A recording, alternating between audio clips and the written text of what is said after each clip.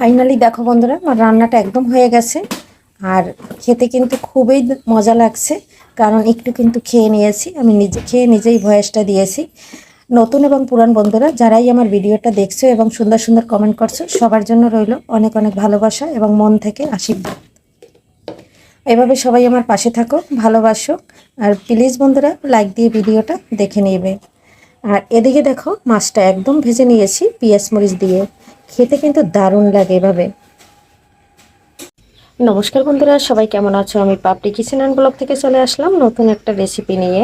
আজকে রান্না করব এই নারিকেলি মাছ দিয়ে রান্না করব হেলেঞ্চা শাক। হেলেঞ্চা শাক কে কে চিনো বন্ধুরা? জানি না, তবে আমরা এটাকে হেলেঞ্চা শাক বলি। তোমরা কি বলো জানি না। এটা খেতে একটু তিতা লাগে, কিন্তু ওষুধ গুণে একদম ভরপুর। নিয়ে নিচ্ছি মাছ কেটে দিয়ে পরিষ্কার করে, নিয়ে নিচ্ছি শাক সুন্দর করে ধুয়ে, আর নিয়ে নিচ্ছি এখানে আলু কেটে ধুয়ে পরিষ্কার করে নিয়েছি।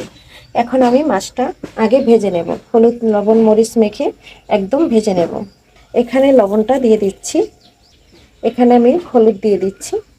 বন্ধুরা, নারকেলি মাছটা যেমন সমুদ্র থেকে আসতে আসতে এদিকে কিন্তু নরম হয়ে যায়, সেক্ষেত্রে কিন্তু এই যে দেখো, একটু মাছ কাটার সময় কিন্তু একটু কাটা কাটা বের হয়ে গেছে, কিন্তু ভাজা দিলে একদম শক্ত হয়ে যাবে।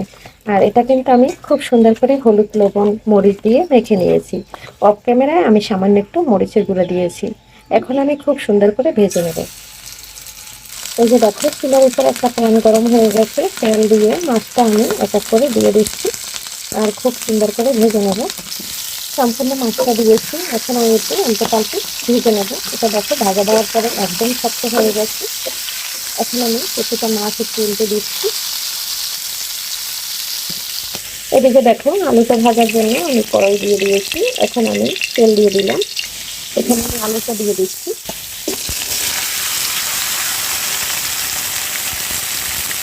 এখানে একটু হলুদ আর একটু লবণ দিয়েছি। এখন আমি এটা নেড়ে ছেড়ে খুব সুন্দর করে ভেজে নেব। আর আলুটা যত সুন্দর করে ভাজবো তত কিন্তু খেতে ভালো লাগে। এবং এটাই কিন্তু তরকারিতে কিন্তু আমি গরম জল দিয়ে দেবো। এখানে কোনো পেঁয়াজ রসুন কিছুই ব্যবহার করব না। আর এদিকে দেখো, আমার মাছটা ভাজা হয়ে গেছে। আমি মাথাগুলো দিয়ে রান্না করব। আর কিছু মাছ আমি তুলে রাখবো, কারণ এটা ভাজি খেতে ইলিশ মাছের থেকে ভালো লাগে। দেখো বন্ধুরা, মাছটা কিন্তু আমার সম্পূর্ণ ভাজা হয়ে গেছে, আর একটা মাছও কিন্তু ভাঙেনি। আর মাছ ভাজার পরে একদম শক্ত হয়ে গেছে। আর এই মাছটা খেতে কিন্তু দারুণ লাগে বন্ধুরা, একদম ইলিশ মাছকে হার মানাবে। এর এক পিস মাছ ভাজা দিয়ে আমি নিমিশে অনেকগুলো ভাত খেয়ে নিতে পারি। আর এদিকে আলুটা কিন্তু ভাজা হয়ে গেছে। আর এখানে কিন্তু আমি এখন গরম জল দিয়ে দেবো। প্রথম অল্প একটু জল দিয়ে মশলাটা আমি কষিয়ে নেবো আলুর সাথে। সামান্য একটু জল দিয়ে হলুদ দিয়ে দিচ্ছি, ধনে গুঁড়ো দিয়ে দিচ্ছি, জিরার গুঁড়ো দিয়ে দিচ্ছি, মরিচের গুঁড়ো দিয়ে দিচ্ছি, আর দিয়ে দিচ্ছি স্বাদ অনুযায়ী লবণ। এখন আমি ওটা খুব সুন্দর করে কষিয়ে নেব। দেখো বন্ধুরা, একদম কষানো হয়ে গেছে। এখন আমি গরম জলটা দিয়ে দেবো। আর তেলটা কিন্তু সম্পূর্ণ ছেড়ে দিয়েছে। গরম জলটা দিয়ে দিচ্ছি।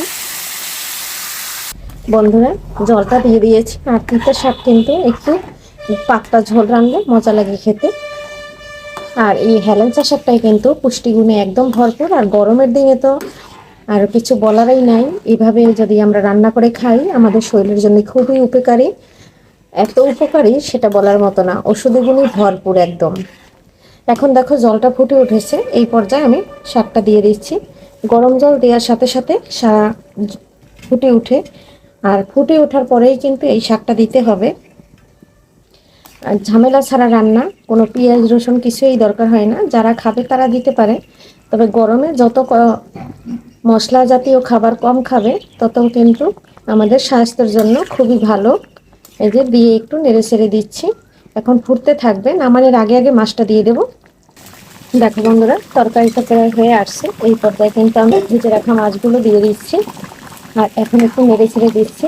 আর কয়েকটা আলু কিন্তু আমি অফ ক্যামেরায় ভেঙে দিয়েছি। আর এদিকে কিন্তু আমার রান্নাটা একদম রেডি হয়ে গেছে। কারণ এভাবে কিন্তু একটু ঝোল রান্না করলে তিতা শাকটা খুবই ভালো লাগে খেতে।